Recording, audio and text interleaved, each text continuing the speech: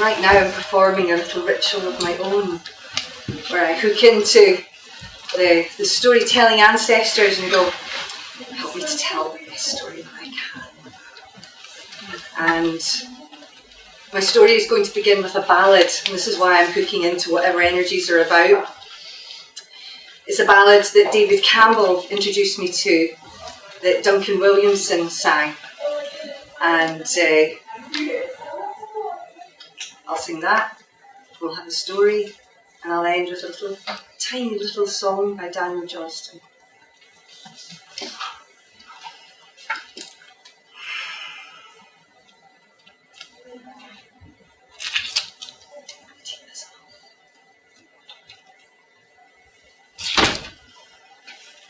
It's been 7 long years since my true love left me. It's been 7 long years since he's gone to sea. But another 7, I'll wait his pleasure till he comes home and he marries me. Oh, I lie in my bed and I often wonder. Oh, I lie in my bed and I often pray. I pray to my dearest God in heaven, would he bring my true love back home to me? Now who is that there that is at my window? Who is keeping me out of my night's rest? It is not my father, it is not my mother, who is keeping me out of my night's rest. Will you open the door, love, and let me in, love? Will you open the door and will you let me in? For I am cold, love, and I am weary, and I am wet to the very skin. So she opened the door with the greatest of pleasure. She opened the door and she let him in, saying, if you're my Willie, you've changed your colour. You're not like the young man I used to know.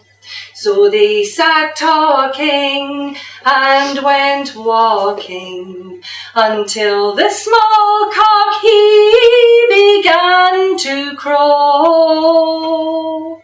He said, I must away, dear, I can stay no longer, for it's so far away I have to go. She said, Willie, dear love, oh, please don't leave me. Oh, Willie, dear, don't you go away. Oh, Willie, dear love, oh, please don't leave me. Oh, Willie, won't you stay with me? He said, I must away, dear, I can stay no longer, for it's so far away I have to go. But when I'm gone, love, please pray no longer, for nevermore can I come home to you.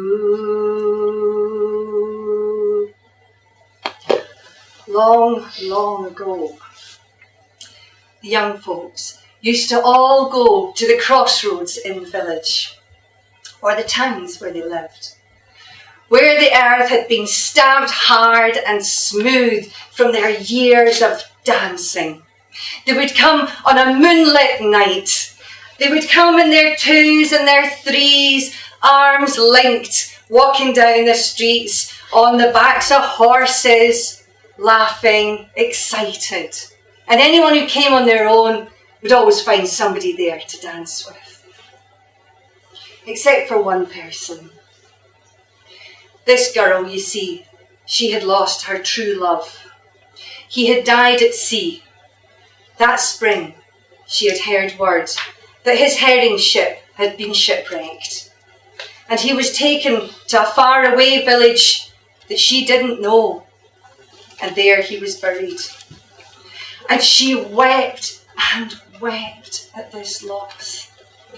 Her grief was uncontainable. She prayed and prayed that something might return him to her. And she wept rivers, and even in her sleep the tears ran down her cheeks, and when she woke in the morning her pillow would be soaked.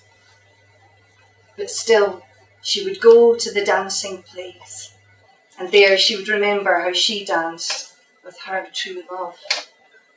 And she sat by the big dark hedge with her head bowed, and all the dancing happening around her.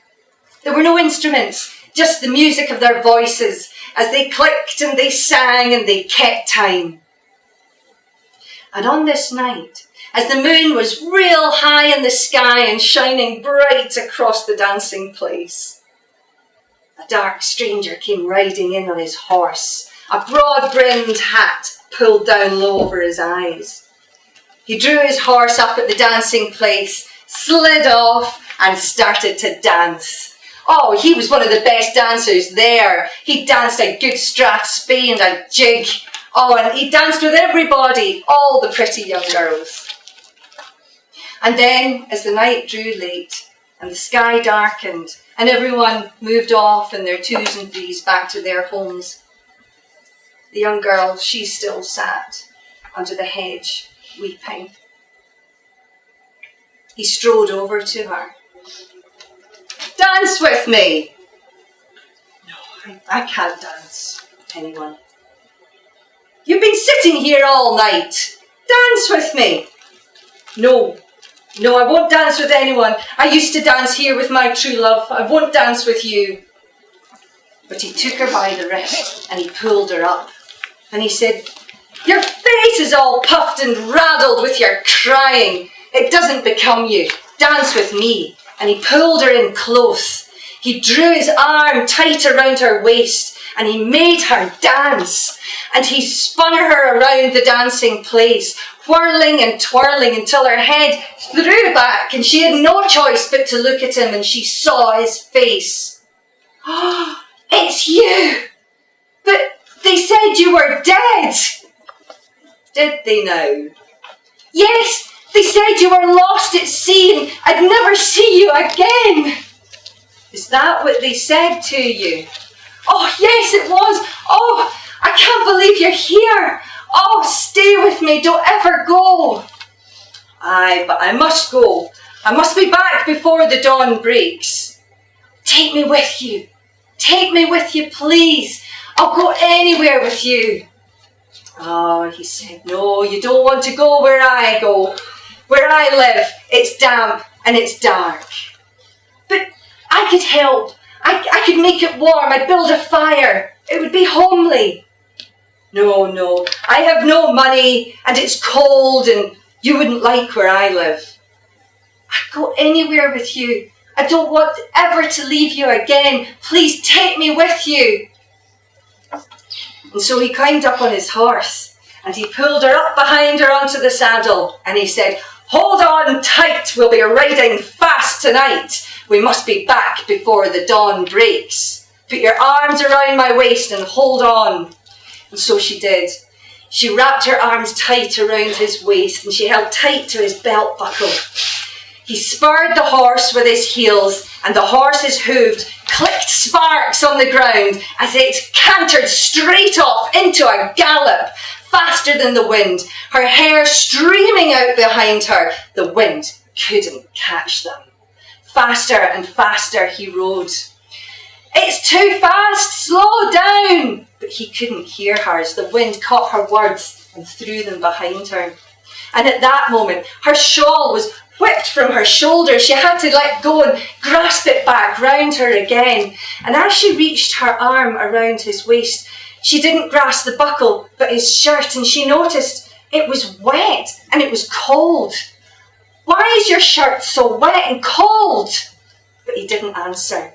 But he clicked his heels again into the horse's side, and once again the horse sped even faster through the night, past the forest, through the trees. It was frightening. She was terrified and she held on tight. And as they rode, she noticed his shirt was becoming soaking wet and freezing cold. Yet her own clothes were dry. She couldn't understand. It's a summer night. There'd been no rain. And still they galloped on and on until she felt she could hold on no longer. They came to a kirkyard, and there he stopped. He jumped down from the horse and he said, "This is where we will live together." And he looked up and held his hand up to help her down off the horse. And at that moment, she saw his face. There was no flesh on that face. A white skull stared up at her and a bony hand outstretched, and she screamed out in terror. "Now you'll come with me," he said. "For all these months your prayers have kept me awake at night. Your tears have run like a river into my grave and soaked me to my very bones. Now we will live together." "No!" she cried, and slid off the other side of the horse and began to run as fast as she could through the graveyard. She ran as fast as her feet could possibly move, but she could hear him right behind her, his bones clicking and clattering across the gravestones.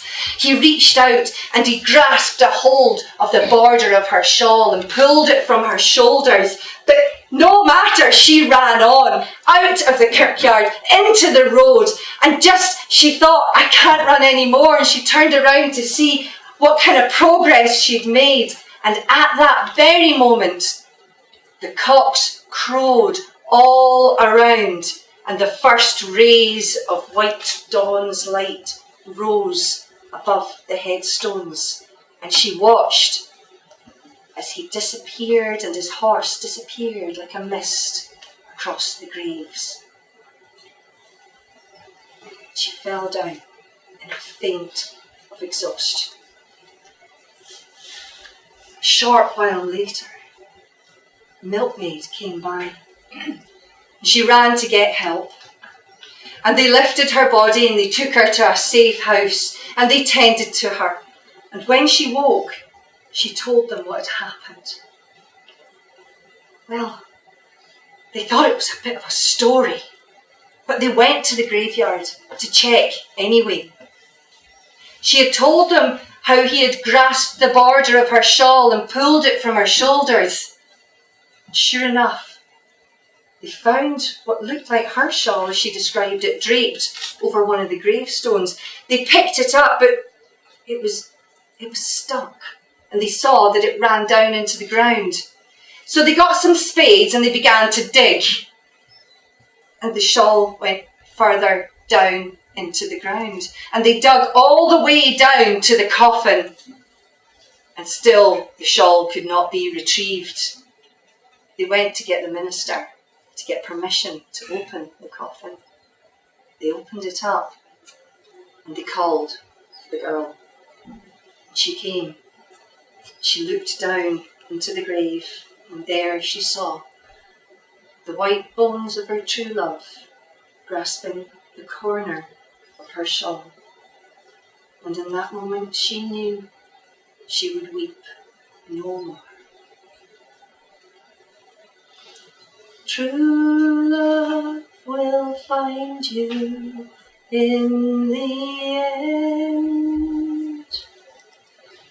You'll find out just who was your friend.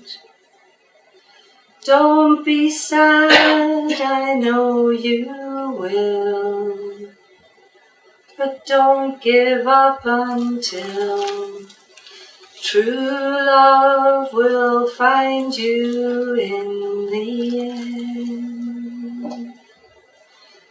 This is a promise with a catch. Only if you're looking can it find you. 'Cause true love is searching too. But how can it recognize you unless you step out into the light, the light? Don't be sad, I know you will, but don't give up until true love will find you in the end.